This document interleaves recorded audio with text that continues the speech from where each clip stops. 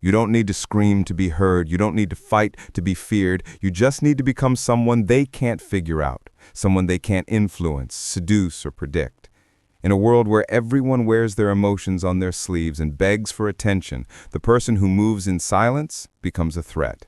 And Machiavelli understood this better than anyone.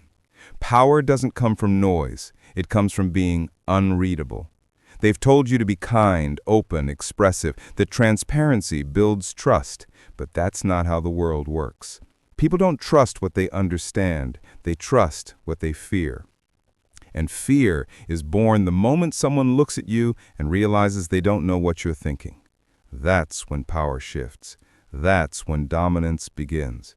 You stop being someone they manage and become someone they tiptoe around. A terrifying personality isn't built through chaos. It's built through control, self-control, emotional control, psychological control. You become untouchable when you're no longer desperate to be touched. You stop chasing reactions. You stop explaining your silence. You stop leaking your intentions like a fool looking for sympathy. You let them stare and wonder what you're capable of, and you give them nothing. From this point forward, your job is simple. Become the storm they can't predict. Walk with focus, speak with intention, smile without warmth. You don't need their approval. You need their hesitation. That's how you shift from liked to feared, from ordinary to unforgettable. If this already resonates with you, comment this now. I don't chase respect. I command it.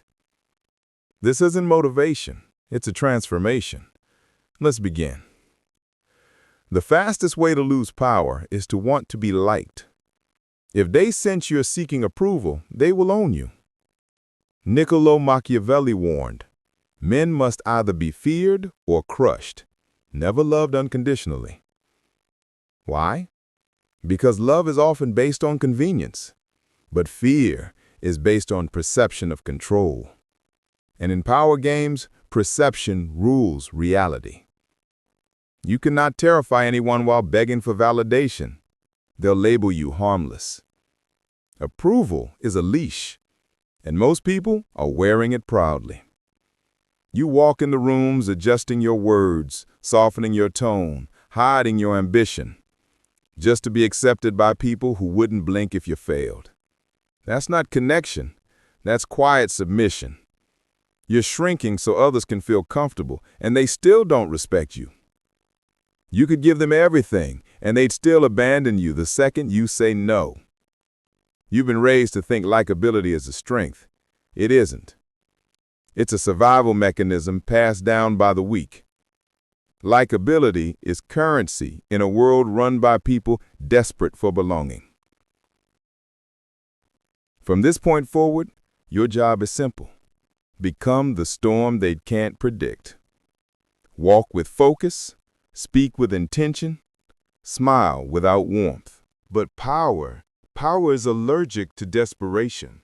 When they sense you need their approval, they put you in a lower category. Someone they can manipulate, someone they can flatter, use and discard without consequence.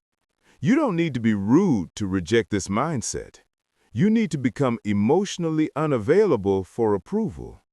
Kill the little boy in you that wanted to be the favorite. Bury the people pleaser who apologized for being bold. And silence the voice that asks, "Did I go too far?" Power doesn't ask, it decides. The more you crave permission, the more invisible you become to those who hold it. There's a cold truth most never accept. People will never fully like someone they can't control. If you speak your mind without sugarcoating, if you set hard limits without flinching, if you walk away without guilt, they won't admire you. They'll resent you. They'll say you've changed, become arrogant, lost empathy. Let them. That's the price of power, being misunderstood by the weak and feared by the manipulative. You'll notice something once you stop caring about being liked. The tone of every room you enter shifts. People watch you longer. They weigh their words more carefully. Your presence becomes heavier. Why?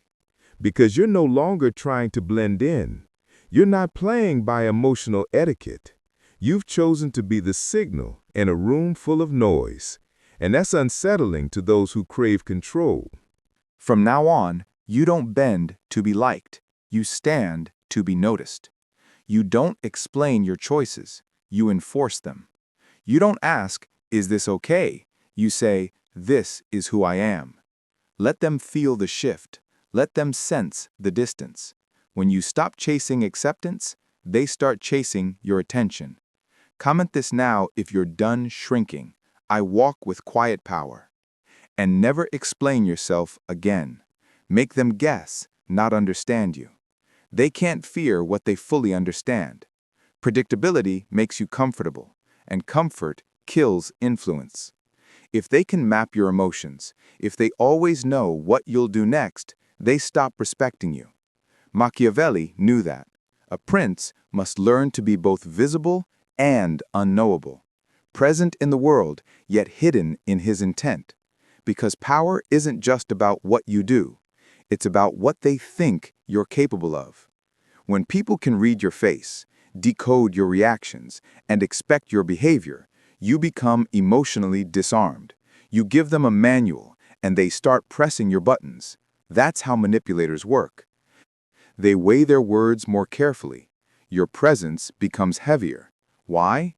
Because you're no longer trying to blend in. You're not playing by emotional etiquette. You've chosen to be the signal in a room full of noise. And that's unsettling to those who crave control. That's how fake friends test you.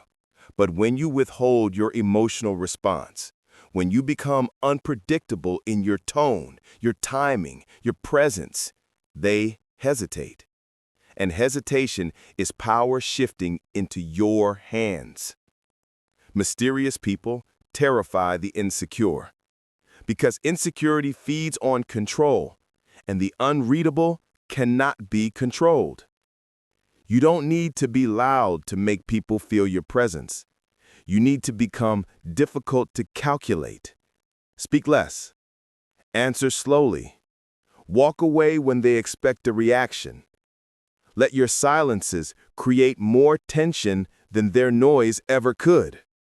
Because in the void of your explanation, they'll imagine something worse. There's a reason people obsess over those who give them mixed signals. It forces them into pursuit. When you're too transparent, there's no game, no tension, no mystique.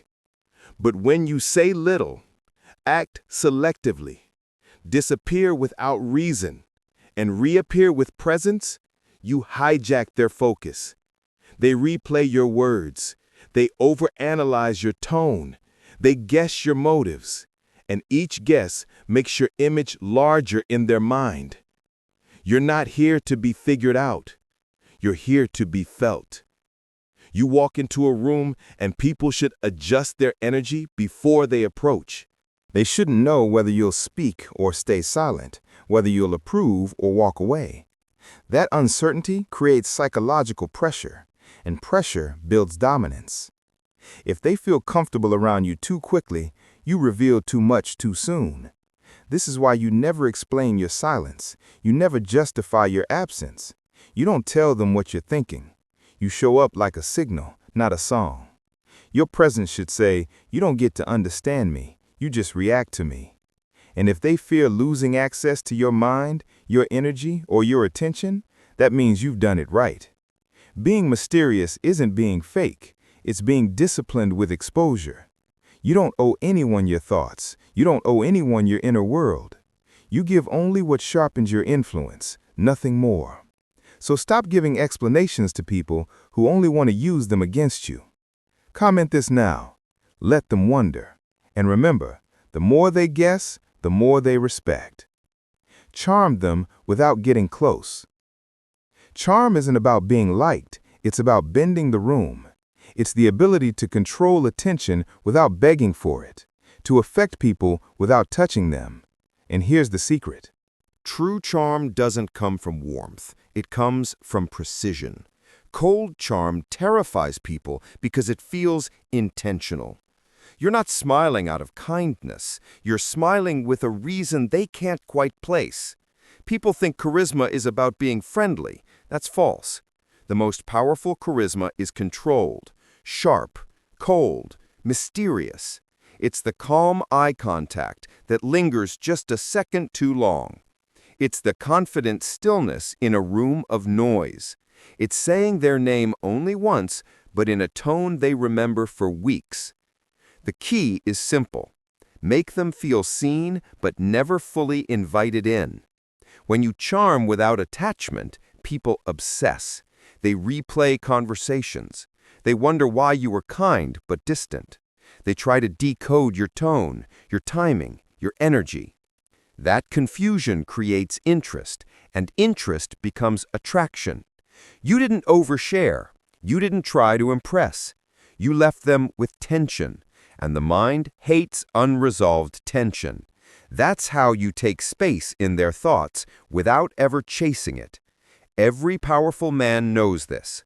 Proximity is power, but distance is control. You speak to people, but you don't bond with them.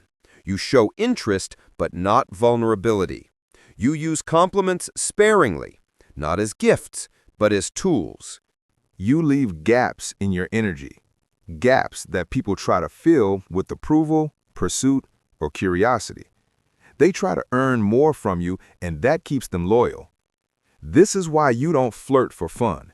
You don't entertain meaningless interactions. Every word, every look, every silence must have weight. When people know you're emotionally distant, but still present, it creates imbalance. They don't know how to place you, and the longer they fail to define you, the more drawn in they become. Cold charm doesn't push people away, it pulls them deeper into confusion. Never let your charm turn into friendliness. Friendly people are forgettable. Strategic people are unforgettable. You're not trying to make everyone feel good. You're testing how they react to your distance. You're observing how they chase your attention. And the moment they expect connection, you give them silence, not cruelty, just space. Because space is addictive to the emotionally needy. From this point forward, your words are weapons, not invitations. Your presence is energy, not comfort. You don't become more likable by being more open. You become more desirable by being rare, selective, and composed. Comment this now if you understand the game. My silence is seductive because the most terrifying charm is the one that never gets too close. See everything, react to nothing. Powerful people observe.